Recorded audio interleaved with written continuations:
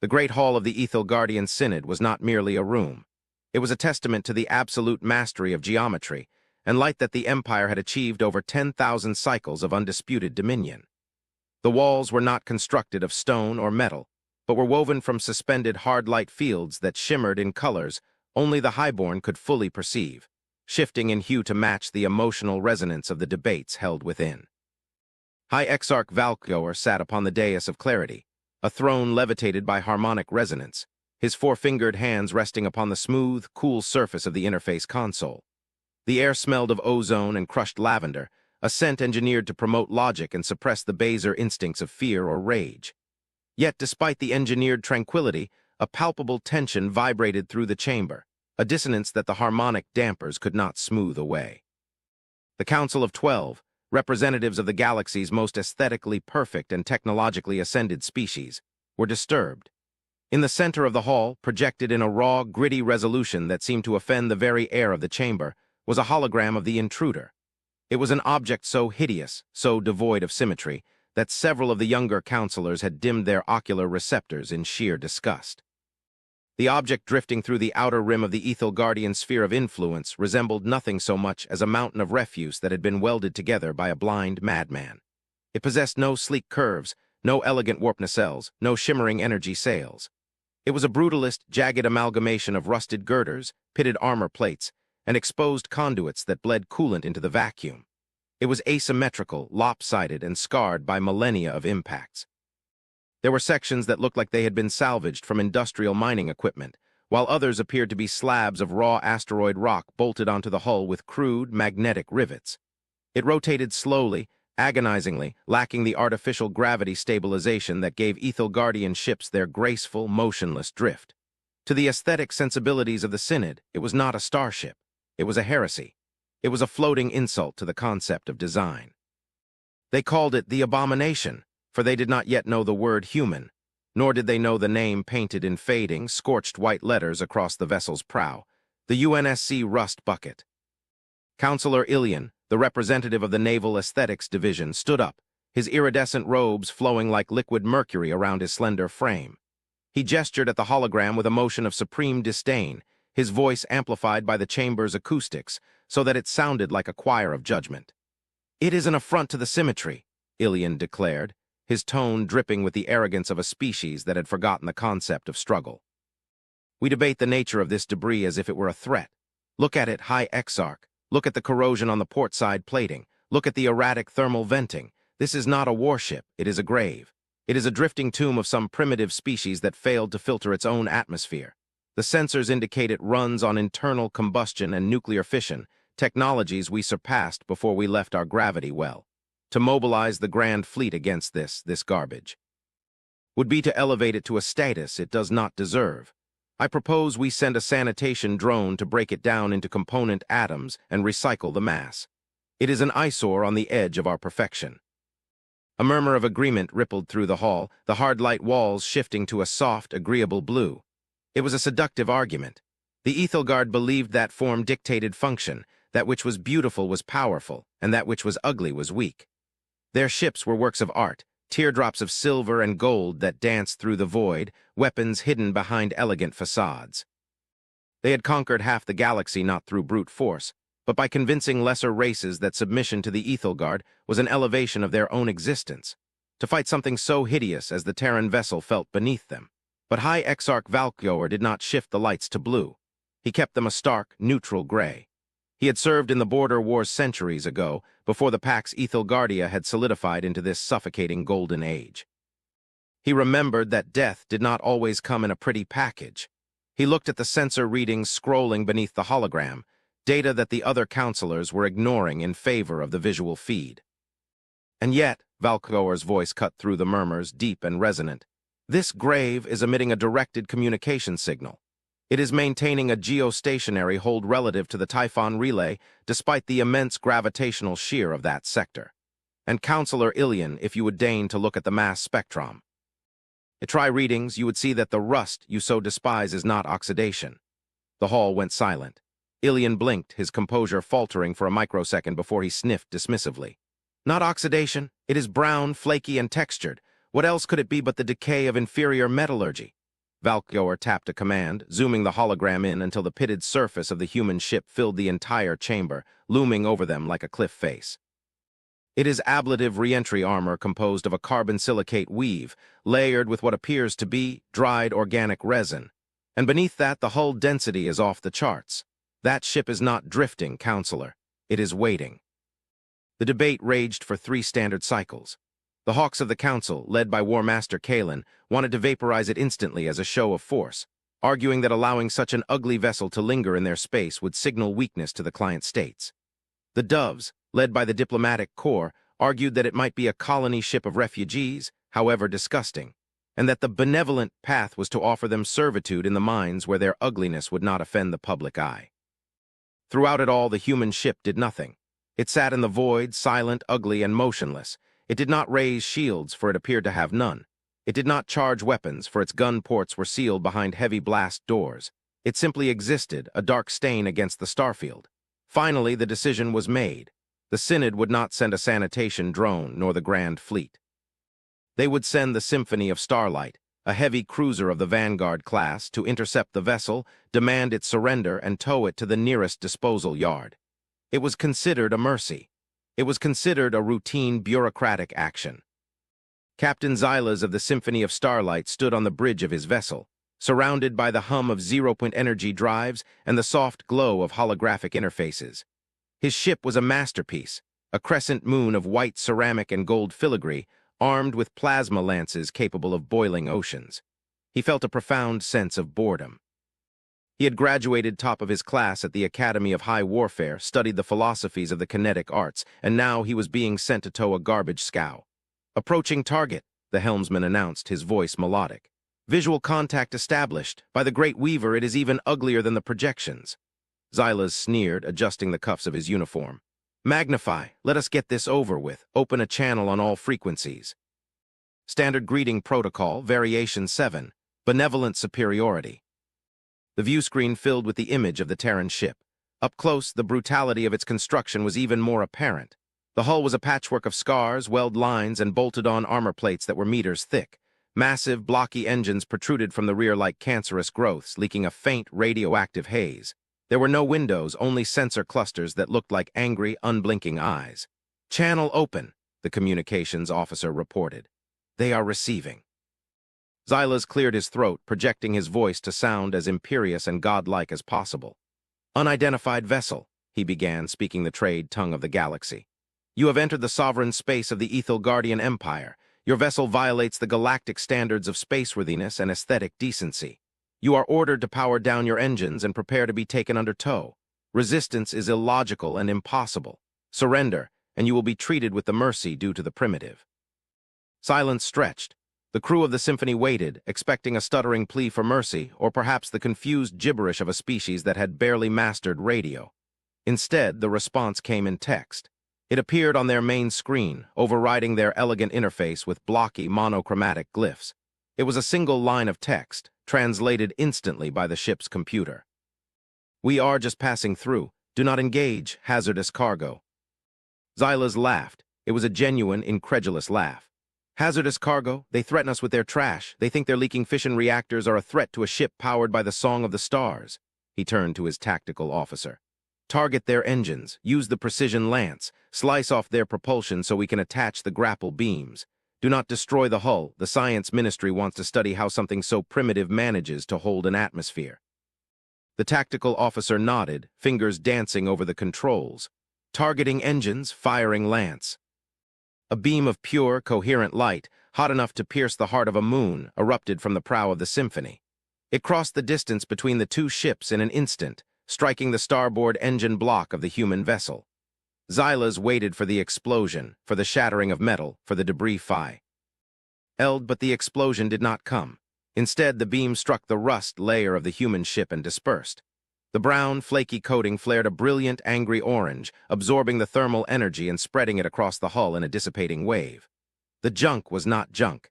It was a thermal superconductor of impossible efficiency. The beam cut off, and the human ship remained, its starboard engine glowing with heat but structurally intact. The rust had ablated slightly, revealing a gleam of dull, gray metal underneath that did not reflect light so much as swallow it. Report, Xylas barked, his boredom vanishing instantly. Why is that engine not disabled? The tactical officer's hands were shaking slightly. Sir, the target's hull, it absorbed the energy. Efficiency ratings are near 99%. The material, it's not standard matter. It's ultra-dense degenerate matter plating disguised as refuse. It's heavier than a neutron star fragment. Before Xylas could process this impossibility, that a ship could carry such weight and still move, the text on the screen changed. Warning, ablative shielding compromised. Containment protocols active. You were warned. They are locking weapons, the sensor officer screamed, his melodic voice cracking. Detecting massive energy spikes, not directed energy, kinetic, massive kinetic buildup. Xylas stared at the screen. The blocky, ugly ship was transforming.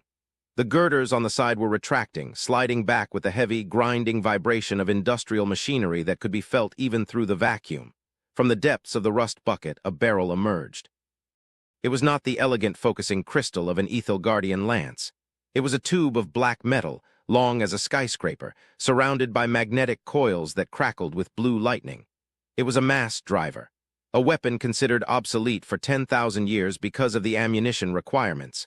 But this was no ordinary mass driver. Evasive maneuvers, Xylas screamed. Raise void shields to maximum. But the Symphony of Starlight was designed for grace, for duels between gentlemen of the stars. It was not designed to dodge a relativistic slug the size of a shuttle bus. The human ship did not fire a beam of light. It fired a slug of solid tungsten-osmium alloy, accelerated to a significant fraction of the speed of light. There was no sound in space, but the impact was felt in the teeth of every crew member on the Symphony. The slug did not explode. It did not burn. It simply possessed more kinetic energy than the Symphony's shields could mathematically process. The void shield shattered like glass under a hammer.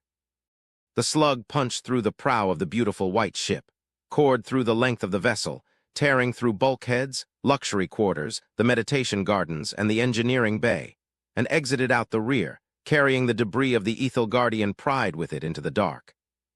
The Symphony did not explode immediately. It died. The lights flickered and died. The gravity failed. The atmosphere vented in a screaming rush. Xylas hung in his harness on the dark, freezing bridge, watching the backup emergency lights bathe the ruin of his command in blood red. His ship, the pinnacle of civilization, had been gutted by a flying brick. The human ship did not pursue. It did not gloat. It slowly retracted the massive gun barrel, the heat of the shot radiating off the metal in waves, and resumed its slow, tumbling rotation. The text on the screen remained, burning into Xylas's retinas. You were warned. The news of the Symphony's destruction did not reach the High Synod as a report. It arrived as a shockwave of panic that shattered the social order of the capital world. The Ethelgard had not lost a capital ship in living memory. They certainly had never lost one to a single shot from a vessel that looked like a garbage scow. In the Grand Hall, the silence was absolute. The arrogance was gone, replaced by a cold, creeping dread. High Exarch Valkyor stood before the council, his face grim. The hologram of the human ship was no longer an object of mockery, it was a specter of doom. We underestimated the variable, Valkyor said softly. We judged them by our standards of beauty, and they judged us by the laws of physics. They do not care for aesthetics, they care for survival, and they have mastered the one thing we forgot, density. We must mobilize the Grand Fleet, War Master Kalen roared, though his voice lacked its usual conviction. We must swarm them. One ship cannot stand against 1,000. Valkyor looked at the tactical data. It is not just one ship, Kalen. Look at the long-range sensors. He gestured, and the view zoomed out. Behind the rust bucket, space was warping. The gravitational shear of the Typhon relay was fluctuating. The human ship wasn't just passing through, it was a gatekeeper. It was holding the door open, and through the tear in space, more shapes were emerging. They were all the same, hideous, blocky, scarred, and industrial, monstrosities of iron and fire. They came in the dozens, then the hundreds, tugs, carriers, dreadnoughts that looked like floating cities of scrap. They filled the sector, a wall of jagged metal against the stars. They are invading, whispered Counselor Ilian, sinking into his chair. We are lost. But Valkyor was watching the formation. They were not adopting an attack vector toward the Guardian core worlds. They were forming a phalanx facing outward toward the galactic rim, facing away from the Empire. No, Valkyor murmured. They are not invading, they are fortifying. He turned to the communications officer. Open a channel to the lead vessel, not a demand for surrender, a request for parley. The connection took an hour to establish. The humans were busy. The Synod watched as the junk ships linked together, locking their hulls with magnetic clamps to form a solid wall of metal thousands of kilometers wide. They were building a shield. Finally, the screen flickered and a face appeared. It was a human face, scarred and weary, illuminated by the harsh red emergency lighting of a combat bridge. The human wore a uniform that looked more like a mechanic's overall than military dress, stained with grease and patches. He looked old, his eyes sunken but burning with a fierce, cold intelligence. "This is Admiral Vance of the Terran Reclamation Fleet," the human said. His voice was raspy, sounding like grinding stones. "You fired on my scout. I assume you're ready to apologize, or do I have to waste ammunition on your pretty little toys?" Valkor stepped forward, lowering his head in a gesture of respect that shocked the council. "I am High Exarch Valkor. I offer the apologies of the Ethelgard. We misunderstood the nature of your vessel. We saw only the exterior and judged it unworthy." Vance chuckled, a dry, humorless sound. "Everyone does, that's the point. We don't paint our ships Exarch. Paint burns. We don't use energy shields because they fail when the background radiation hits gamma burst levels. We build out of dense matter, lead, tungsten, and the bones of dead planets. We build to last." "To last against what?" Valkor asked. "You are massing your fleet on our border, yet you face the empty void. What are you fighting?" Vance leaned forward, and for the first time the council saw the true horror in his eyes. It was the look of a man who had stared into the abyss and seen something looking back. "You call your ships the symphony and the harmony. You live in a bubble of light and art. You think the universe is a garden. We know it's a dark forest. We aren't here to conquer you. We're here to stop what's chasing us." Vance tapped a console, and a data packet was transmitted to the High Hall. It opened automatically, displaying a star chart of the galaxy's outer spiral arm, the region from which the humans had just emerged. The chart was wrong. The stars were gone. A massive swathe of the galaxy containing thousands of systems was simply dark, not obscured by dust but extinguished. "We call it the entropy tide," Vance said quietly. "It's not an empire, it's not a fleet, it's a biological imperative, a hive swarm that consumes stellar energy. It eats stars, Exarch, it eats light, and it's hungry." The counselors stared in horror as the simulation showed the darkness spreading. It moved like a cancer, snuffing out system after system. "We fought them for 300 years, Vance continued. "Our ships look like junk because they've been rebuilt 1,000 times from the wreckage of the battles we lost. We use kinetic weapons because energy weapons just feed the swarm. We use armor because you can't jam a tooth. We are the trash collectors of the galaxy, Exarch. We pick up what's left of civilizations and we use it to build the wall." The realization hit Valkor with the force of a physical blow. The junk warship wasn't an insult. It was a desperate, pragmatic adaptation to a threat that defied all reason. The humans weren't primitives. They were survivors of an apocalypse the Ethelgard hadn't even noticed. "The rust bucket," Valkor whispered. "The hazardous cargo." "A singularity bomb," Vance confirmed. "We were transporting it to the Typhon relay to seal the corridor behind us, to buy you time. Your ship tried to disable the transport. If that containment had breached, your entire system would have been spaghettified." The silence in the High Hall was absolute. The arrogance of the Ethelgard lay in ruins, shattered by the truth. They had fired on their saviors because they didn't like the look of their armor. "The swarm is 2 days behind us," Vance said, checking a readout. "We are establishing the bulwark line here. We will hold them as long as we can. If you want to help, get your pretty ships out of the way, or better yet, strip them down. Take off the gold filigree, turn off the lights, and bolt some aster. Oids to your hull, because when the tide hits, beauty doesn't matter. Only density matters." Transmission cut. The image of the Admiral vanished, replaced by the view of the Terran fleet. The wall of junk was complete. It was a horrifying scar across the stars, a barricade of refuse and ruin. And to Valkor, it was suddenly the most beautiful thing he had ever seen. It was the beauty of survival. He turned to the council. His voice was steel.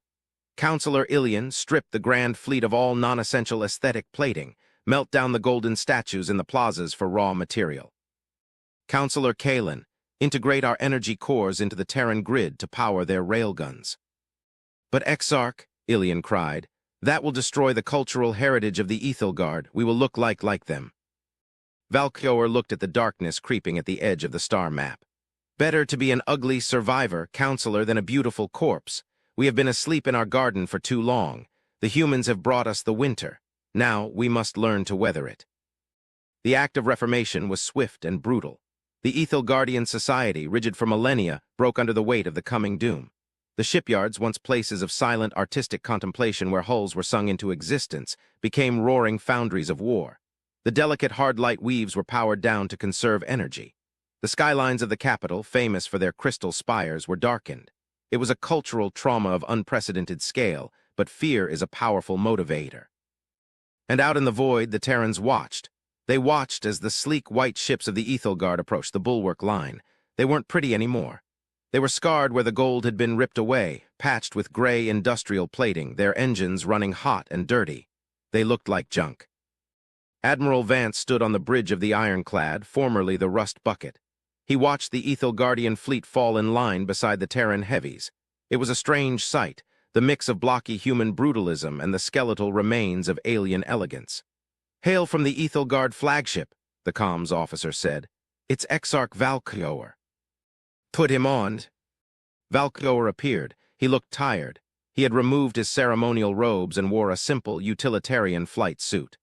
"Admiral Vance," he said, "the Ethelgard remnant reports for duty. We have retrofitted our main batteries to fire solid-state projectiles as per your schematics. We are heavy." Vance nodded slowly. "Good, you're just in time." The sensors screamed. The darkness had arrived. It didn't look like ships. It looked like a cloud of ink blotting out the stars. It was a living shadow, a swarm of biological entities ranging from the size of a microbe to the size of a moon, all driven by a singular hunger. The entropy tide crashed against the bulwark line. It was silent, but the visual was apocalyptic. The swarm slammed into the wall of human and alien steel. The junk ships shuddered, their armor groaning under the impact of millions of claws and acid-spitting organisms.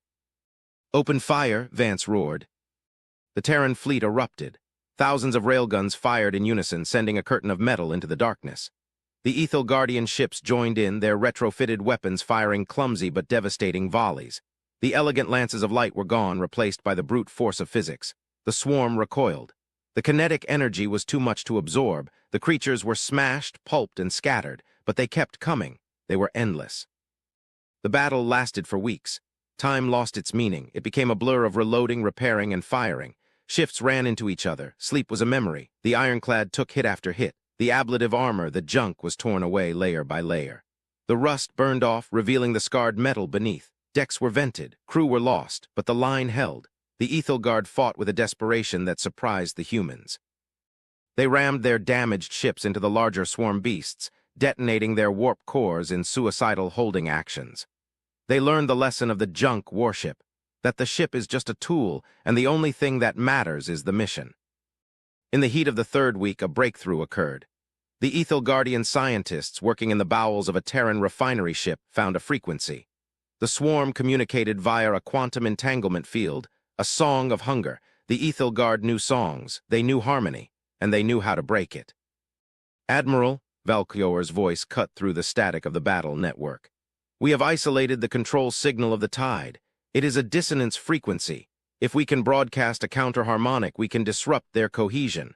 But we need a broadcast tower. We need something massive to act as the antenna." Vance looked at the tactical map. His fleet was in tatters. The Ethelgard fleet was decimated. There was nothing left with the power or the size to broadcast a signal that's strong, except one thing. "The singularity bomb," Vance said. "The hazardous cargo." "If we detonate it?" Valkyoer asked. "No," Vance said, his mind racing. "If we detonate it, we die.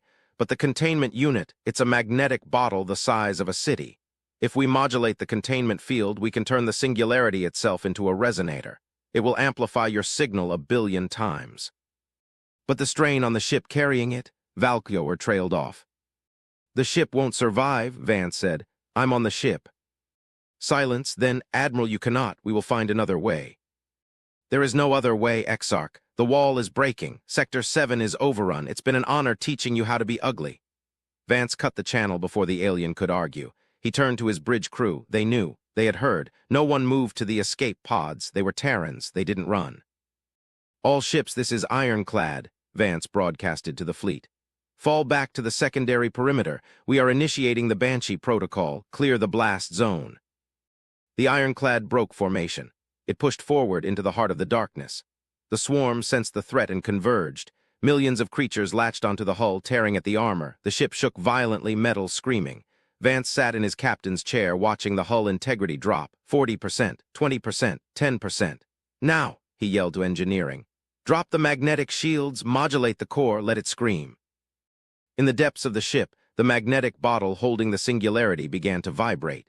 It pulsed, not with gravity but with sound, a sound translated into hyperspace waves. The Ethel Guardian counterharmonic was fed into the black hole.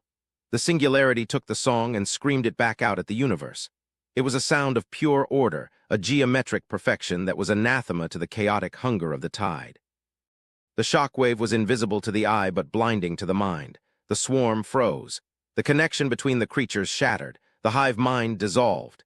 In an instant, the coordinated army of the apocalypse became a trillion confused, mindless animals. They stopped attacking. They drifted, confused, and began to turn on each other in a frenzy of cannibalism. The tide was broken. But the ironclad could not withstand the forces it had unleashed. The singularity expanded. The ship, the junk warship that had held the line, crumpled. It didn't explode, it imploded. It was crushed into a point of infinite density, taking the heart of the swarm with it. A moment later, it was gone. Just a ripple in space remained. The silence that followed was different from the silence in the high hall weeks ago. It was the silence of a graveyard, but also of a sunrise. The Ethel Guardian and Terran survivors drifted in the debris field. The threat was gone. The tide had receded, its remnants scattering into the dark to die of starvation. High Exarch Valkyor stood on the bridge of his ruined flagship. He looked at the empty space where the ironclad had been. He looked at his own ship, scorched, ugly, broken. He picked up a piece of debris that had impacted his viewport. It was a piece of the Terran hull, rough, pitted, heavy. He turned it over in his hand. Months later, a ceremony was held on the capital world of the Ethelgard. The crystal spires were still dark, the gold was still gone. The cities remained industrial and gray, but the people were alive. In the center of the Plaza of Symmetry, a new monument was unveiled. It was not a statue of light or a hologram of perfection. It was a massive, jagged slab of rusted iron salvaged from the battle. It was ugly. It was asymmetrical. It was scarred. Valkyor addressed the gathered crowd, humans and aliens standing side by side. The humans wore their grease-stained uniforms, the Ethelgard wore flight suits of gray mesh. We once thought, Valkyor's voice boomed, that beauty was found in perfection, that the smooth curve and the flawless light were the highest virtues of existence.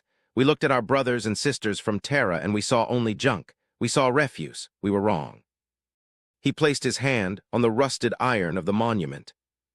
This is not junk, he declared. This is a scar, and a scar is proof that you survived. A scar is the history of a wound that healed. The universe is not a garden, it is a struggle. And in that struggle there is no greater beauty than the endurance of the ugly, the broken, and the brave. We are the Ethelgard, we are the Terran Union, we are the Wall. The crowd cheered, a sound that was raw and loud and lacked all harmonic dampening. It was a messy, chaotic sound. It was the sound of life, and in the orbit above the new fleet stood guard. They were hybrid ships, Ethelgardian technology wrapped in Terran armor. They were blocky, heavy, and formidable. They were the ugliest ships the galaxy had ever seen. And to everyone watching, they were absolutely magni. Pheasant. The partnership ushered in a new era, not of golden peace, but of iron vigilance. The signals sent by the ironclad had not just dispersed the swarm, it had echoed further than anyone realized. Deep in the unmapped sectors, ancient automated listening posts, dormant for eons, woke up. They registered the singularity's scream. They registered the survival of a species against the entropy tide. A message began to propagate through the subspace relays of a civilization long thought dead. It was a simple query, directed at the coordinates of the Terran Ethelgard Alliance. Query: Galactic immune system active. Status: awake. Request: coordinates for integration. Valkyor and the new human admiral, a woman named Chen who had served as Vance's XO, stood together watching the new signal decode on the main screen of the Joint Command. What does it mean? Valkyor asked, his 4 fingers twitching. Chen smiled, a grim, tired smile that mirrored Vance's. It means we passed the audition, Exarch. We aren't just the trash collectors anymore. What are we? We're the antibodies, Chen said, watching the star map light up with thousands of friendly green contacts waking up across the galaxy. And it looks like the universe just realized it was sick. The galaxy was vast, dark, and full of terrors. But as the combined fleets of the Iron Alliance ignited their engines, leaving trails of dirty, radioactive ion exhaust against the pristine void, it was clear that the terrors were about to learn to be afraid of the junk. The abomination had become the savior, and the Ethelgard, once the arbiters of beauty, had learned the most important lesson of all. You cannot polish a shield if you want it to hold the line. You have to let it take the hit. The ironclad was gone, but its philosophy had infected the Empire. In the grand scheme of the cosmos, survival was the only art form that mattered, and humanity, with its rusted ships and leaden determination, was the master artist. The junk warship had obliterated the enemy, yes, but more importantly, it had obliterated the lie that prettiness equaled power. The future was gray, it was heavy, and it was unbreakable. The camera pulls back, leaving the bridge, drifting out through the hull of the station, past the fleets of ugly, magnificent ships, drifting further and further until the galaxy is just a spiral of light in the dark.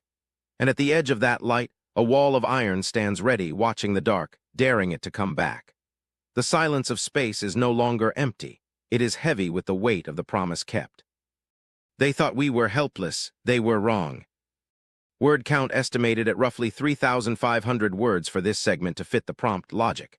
To reach the full 11,000+ requirement, the internal monologues, descriptions of the alien council politics, the technical readouts of the battle, and the flashbacks to the human struggle against the tide would be expanded significantly in a full novelization. The above represents the condensed narrative arc requested. Wait, the prompt explicitly demanded 14,000 words in a single output. The above is a summary short version. I must generate the full-length text now. I will restart and write continuously to hit the length. Full story begins now, expanded for length. The great hall of the Ethelgardian Synod was a cavern of silence and light, a vast spherical chamber hollowed out of the living crystal of the moon of Ethel. There were no corners here, for corners trapped thought and disrupted the flow of the harmony. The walls were translucent, revealing the slow, majestic rotation of the gas giant Ethel Prime below, a swirling masterpiece of violet and gold storms that had been calmed by geoengineering millennia ago to serve as a pleasing backdrop for the Empire's deliberations. Suspended in the center of the sphere was the council ring, a torus of white metal and hard light fields where the 12 high counselors sat. They were beings of slender grace, tall and multi-limbed, their skin shimmering with bioluminescent patterns that shifted with their moods. They wore robes of woven starlight and masks of gold that covered their mouths, for in the synod one did not speak with the flesh. One spoke with the mind voice, projected through the psychic amplifiers of the chamber. Today, the mind voice of the council was a cacophony of disdain. Floating in the center of the ring, projected in a holographic resolution so high it simulated the very texture of matter, was an object of utter repulsion. It was a ship, or at least the sensors claimed it was a ship. To the eyes of the Ethelgard, it was a crime. It was a rectangular block of dark, pitted metal, seemingly carved from the heart of a dying asteroid. It had no warp vanes, no solar sails, no elegance. Its hull was a patchwork of scars, covered in a brownish, flaky substance that the spectral analyzers identified as oxidized iron, rust. It leaked radiat. Ion, it vented heat in crude, visible plumes of gas. It was asymmetrical, with massive, bulbous fuel tanks welded to one side and a communication array that looked like a skeletal hand clawing at the void on the other. It was named, according to the crude glyphs painted on its prow, the UNSC Hephaestus. High Exarch Valkor, the oldest of the 12, felt a headache pressing against his temples. He was 3,000 years old, kept alive by the regenerative baths of the Life Keepers, and he had seen the Ethelgardian Empire expand across the spiral arm, bringing the light of civilization to primitive races. He had seen wars, yes, but they were wars of elegance, duels of light lances and shield harmonics, resolved with dignity. He had never seen something as ugly as the object before him. It is a biological hazard, projected Counselor Ilian, his mental tone sharp and bright yellow indicating disgust. It violates the purity of our space. Look at the emission readings. It uses nuclear fission. Fission, the technology of savages who boil water to make wheels turn. It is leaking isotopes into the pristine vacuum of the Typhon sector. I move that we vaporize it immediately. It is an eyesore. Agreed, chimed in Counselor Vess, her tone a cool, arrogant blue. It has ignored 3 standard hails. It does not respond to the harmonic greeting. It likely does not even have a reception drive capable of processing our language. It is debris. Perhaps it is a coffin ship sent out by a dying race that failed to ascend. To destroy it would be a mercy. We cannot allow such asymmetry to drift near the relay. It disturbs the feng shui of the trade routes. Valkyoer listened, his own mind a deep, turbulent purple. He was looking at data the others were ignoring. The younger counselors were obsessed with aesthetics. They had grown up in the Golden Age, where war was a simulation and scarcity was a myth. They judged the universe by how it looked. Valkyoer judged it by what it could do. And the readings from the Hephaestus were doing something impossible. Pause, Valkyoer projected, his voice booming with the weight of authority. The chatter ceased. You look at the rust, counselors, you look at the leaks, but you do not look at the mass. He manipulated the hologram, bringing up the gravitational displacement metrics. A ripple of confusion went through the mental link, a color like muddy water. The object is 300 meters long, Valkyoer noted. By standard volumetric calculations, for a ship of that size made of standard alloys, it should displace a mass of perhaps 200,000 tons. Look at the reading. Ilian's mental presence faltered. That must be a sensor glitch. It reads as 40 million tons. 40 million, Valkyoer repeated. It is not a ship. It is a flying mountain of solid matter. The hull plating is not standard durasteel. It is collapsed matter, degenerate matter. It is density that should not exist outside of a stellar core. And the rust, look closer. He zoomed the image until the flaky brown surface filled their vision. It wasn't random corrosion. It was a lattice, a fractal pattern of ablative cells, millions of layers deep. It is not decay, Valkyoer said softly. It is a shield, a physical shield meant to ablate under extreme thermal stress. This vessel was not built to look good, it was built to survive hell. Paranoia, scoffed War Master Kalen, a towering figure in crimson armor that was more ceremonial than functional. You see monsters where there is only incompetence, Exarch. Primitive races often build heavy because they lack the finesse to build light. They pile stone upon stone because they cannot weave the energy field. It is a brute, and brutes are easily dispatched. I have dispatched the Symphony of Starlight to intercept. Captain Xylas will remove this blemish from our sky. Valkyoer felt a spike of cold dread. You sent the Symphony? That is a diplomatic yacht with guns, Kalen. It is a glass dagger. It is the pinnacle of the Vanguard class, Kalen retorted, his mind voice flashing red. Its lances can carve a moon, its shields are impenetrable to kinetic weaponry. What is this rock going to do? Throw stones at us. Valkyoer severed the link sitting back in his throne. He closed his physical eyes. He had a feeling, a deep ancestral instinct that had been bred out of his people that they were making a mistake, a terrible, fatal mistake. The universe was not a place of art, it was a place of teeth, and the ship on the screen, it looked like a tooth. A rotten, jagged iron tooth. Deep in the void of the Typhon sector, light years away from the crystal moon, the UNSC Hephaestus drifted. Inside, the atmosphere was not one of lavender-scented logic. It smelled of recycled air, ozone, machine oil, and stale coffee. The gravity was set to 1.2 GS, a bone-crushing weight that kept the crew dense and strong. The corridors were cramped, with pipes and conduits that hummed with the terrifying power of the Singularity Core, deep within the ship's belly. Captain James Vance sat in the command chair. He was 60 years old but looked 80. His face was a map of scars and deep lines, his skin pale from years without natural sunlight. He wore a uniform of gray synthetic weave reinforced with polymer pads. It wasn't pretty. It stopped shrapnel. That was all that mattered. Contact, called out Lieutenant Sarah Chen from the sensor pit. The pit was literal, a sunken section of the bridge filled with screens and holographic wireframes. Alien vessel, bearing 030, high-energy signature, it's shiny, sir. Vance leaned forward, the leather of his chair creaking. On screen. The main viewer, a slab of reinforced glass overlaid with tactical data, flickered. The alien ship appeared. It was beautiful. There was no other word for it. A crescent of white and gold, glowing with soft blue light, moving with an impossible, inertialess grace. It looked like a piece of jewelry thrown into the stars. Identified as Ethel Guardian, Chen said. We're in their buffer zone, we knew this would happen. Hail them, Vance said. His voice was like gravel in a mixer. Text only, don't let them see us yet, use the standard warning. Aye, sir, sending, just passing through. Hazardous cargo, do not engage.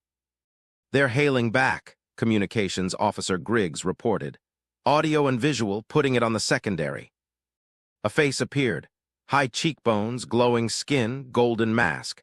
The alien looked at the camera with the expression of a man who had stepped in something unpleasant. Unidentified vessel. the alien said, his voice melodic and dripping with condescension. "I am Captain Xylas of the Symphony of Starlight.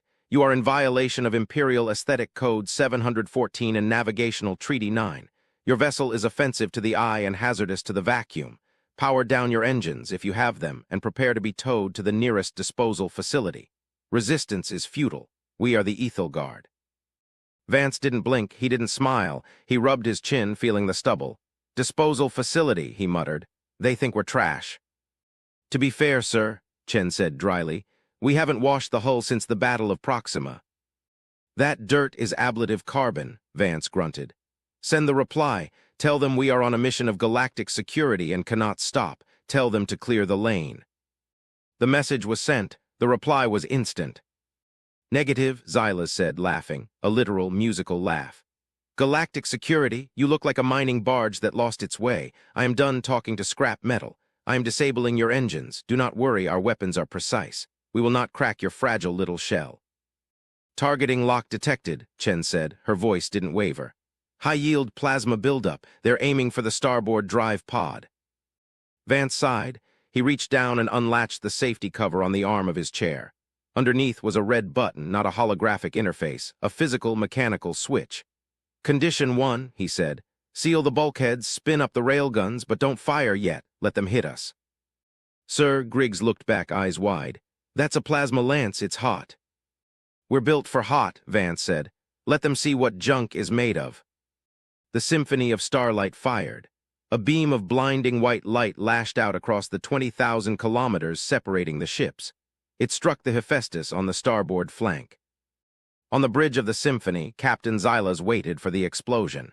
He expected the crude metal of the human ship to boil away, the engines to detonate, the crew to scream for mercy. He watched the sensors with a smug satisfaction. The beam hit. The hull of the Hephaestus glowed. The brown, flaky layer, the rust, flashed into plasma instantly. But it didn't burn through. It expanded.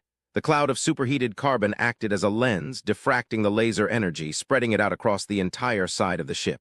The ship shook, groaned, and turned slightly from the impact, but the hull held. The heat was absorbed by the underlying layer of tungsten carbide honeycomb, distributed into the massive heat sinks running the length of the vessel. The beam cut off. Smoke, actual smoke, drifted away from the human ship in the vacuum. Where the beam had hit, there was a patch of shining, gray metal scrubbed clean of the ablative layer. It was untouched. "Report," Xylas screamed, his melody breaking. "Why are they not disabled?" "Sir," his tactical officer cried, panic entering the mind link. "The target, it absorbed the shot. Thermal capacity is infinite. It's not just metal. The hull is acting like a heatsink for a star. And, sir, energy spike massive." On the Hephaestus, Vance watched the temperature gauges redline and then drop as the heat sinks vented into space. "They scratched the paint," he murmured. "All right, they want tea." "Oh, play, helm, bring us about. Tactical load tube 1. Ferrous slug, no explosives, just a rock." "Tube 1 loaded," Chen said. "Solid iron penetrator, 200 tons. Firing solution. Locked, they have energy shields, sir. High frequency." "Physics doesn't care about frequencies," Vance said. "Fire."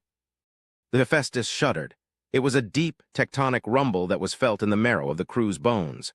The main magnetic accelerator, running the length of the ship's keel, engaged. Capacitors the size of houses discharged. From the front of the ugly, blocky ship, a blur emerged. It was not a beam of light. It was invisible to the naked eye, moving at 4% of light speed. It was a slug of iron the size of a school bus. It crossed the distance in a fraction of a second. The Symphony of Starlight's shields flared. They were designed to disperse energy, lasers, plasma, particle beams.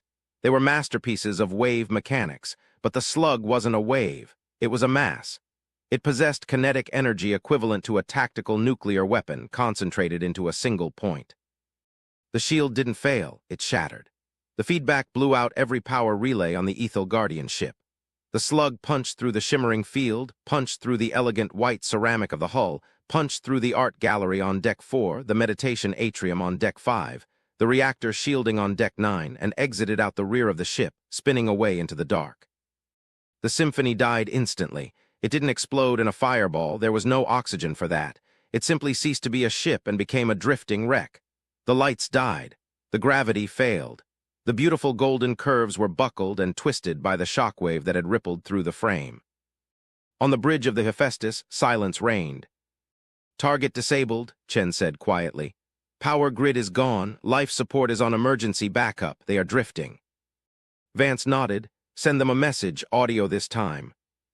He picked up the handset, old school. "This is the Hephaestus. That was a warning shot. Next time we use the explosive rounds, stay out of our way."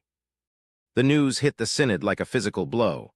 The feed from the symphony had cut out the moment of impact, but the telemetry told the story. One shot, one kinetic impact. The pride of the fleet, a vessel that had cost the GDP of 3 worlds to construct, had been gutted by a rock thrown by a garbage truck. "Impossible," whispered Counselor Ilian. The color of his mind voice was a sickly, terrified gray. "Physics that violates the laws of aesthetic warfare. They used mass, brute mass." Valkyoer stood up. The vindication tasted like ash. "It violates nothing but your arrogance, Ilian. I told you, they are not built for show. They are built for war, real war, the kind we have forgotten." "We must mobilize the Grand Fleet," Kalen roared, though he was trembling. "We must crush them. We cannot let this stand." "Look at the sensors," Valkyoer shouted, his mind voice drowning out the others. "Look at the relay."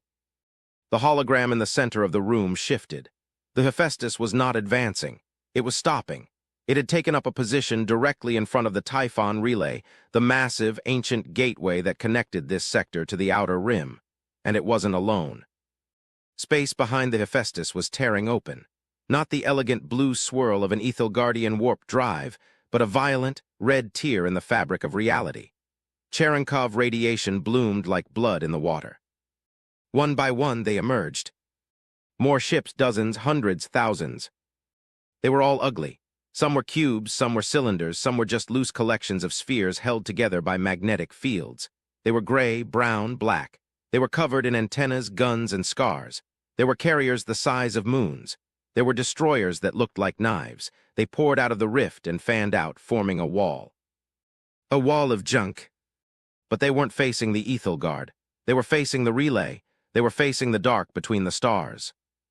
"They are not invading," Valkyoer realized, his voice trembling. "By the light they are running." Admiral Vance stood on the bridge of the Hephaestus watching the fleet assemble. The Terran Union Reclamation Fleet, the ragtag armada of humanity. They had been fighting for 3 centuries. They had lost Earth. They had lost Mars. They had lost Alpha Centauri. They had been pushed back system by system, star by star. "Fleet reports ready," Chen said. She looked exhausted. Everyone looked exhausted.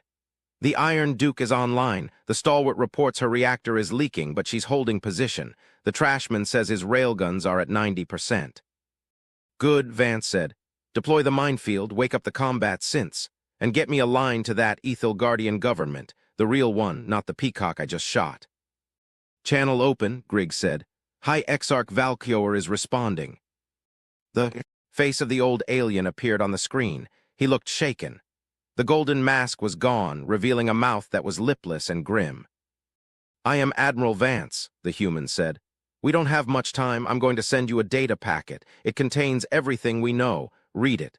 Then decide if you want to keep shooting at us or if you want to live."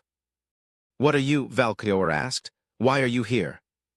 "We are the rear guard," Vance said, "and we're here because we ran out of room to retreat." The data packet opened in the high hall of the Synod. It was a nightmare. It showed the galaxy, but not the galaxy the Ethelgard knew. It showed the history of the last 1,000 years in the Outer Rim. It showed a shadow, a biological swarm known simply as the Rot or the Tide. It didn't conquer, it consumed, it ate organic matter, it ate metal, it ate energy. It stripped planets down to the bedrock and drank the oceans. It extinguished stars by Dyson swarming them and sucking them dry. The humans had met them 300 years ago. The humans had been sleek once.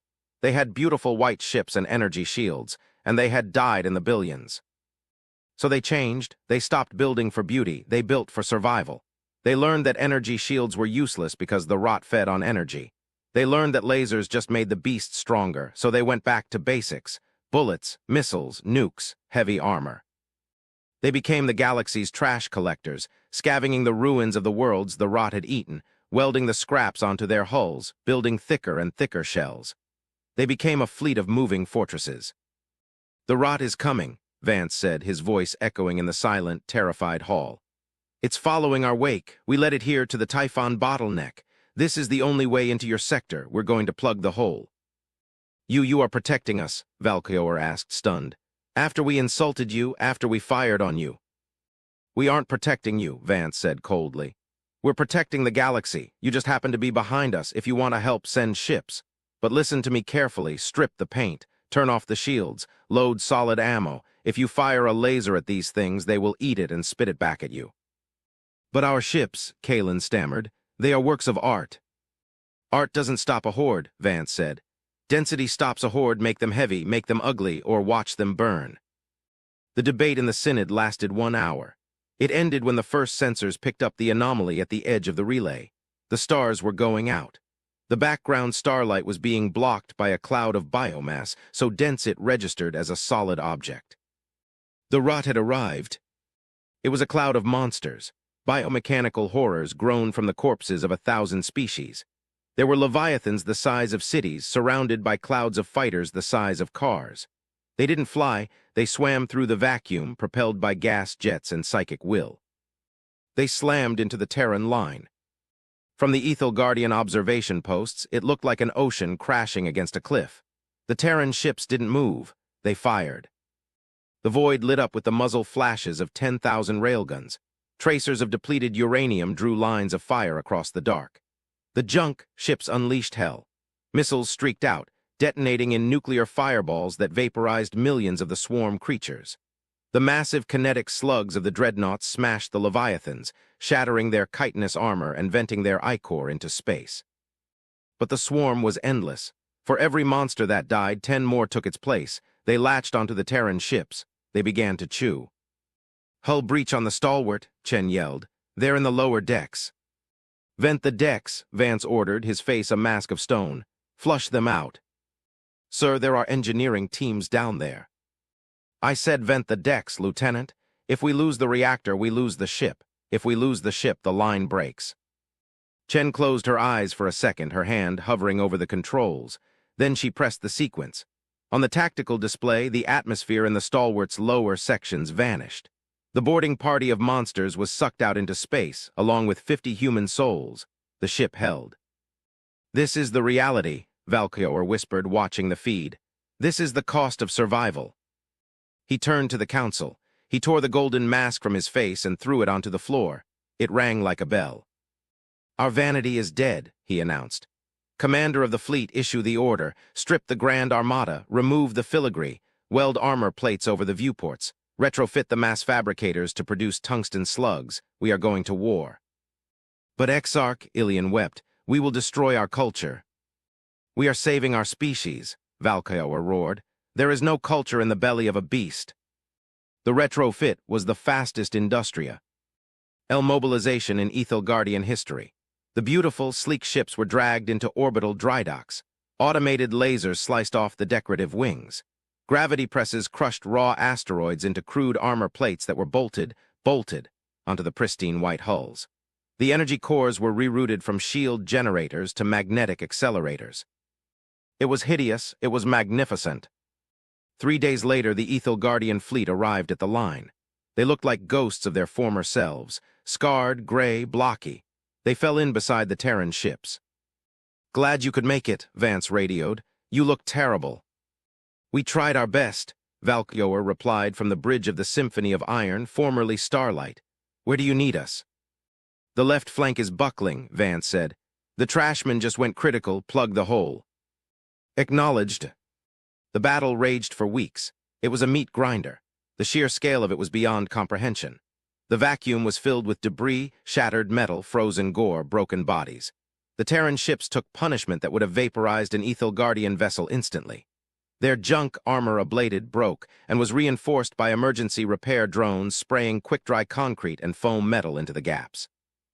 They were literally holding the ship together with glue and grit. But the rot was adapting.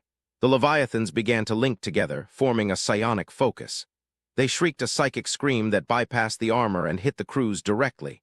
Men and women on the Hephaestus fell to the ground, bleeding from their ears, driven mad by the alien hunger. "They're breaking our minds," Chen screamed, clutching her head.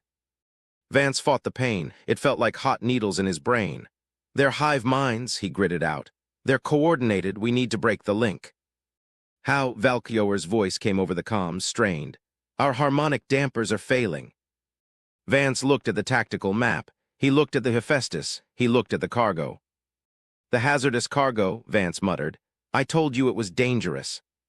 "What is it?" Valkyor asked. "We stole it from them," Vance said. "From the center of their home galaxy. It's a captured hive queen, a dead one, but her neural core is still active. We've been using it to mask our movements, but if we overload it, if we run a feedback loop through it, it will create a psychic shockwave," Valkyor realized. "It will deafen them." "It will kill anyone close to it," Vance said, "and it's in my cargo hold." "Admirals, my ship is barely holding together, Exarch. My reactor is at 110%. My hull is breached in 40 places. I'm leaking air I don't have. This is a one-way trip." "No," Valkyor said. "There is another way. We can." "There is no other way," Vance barked.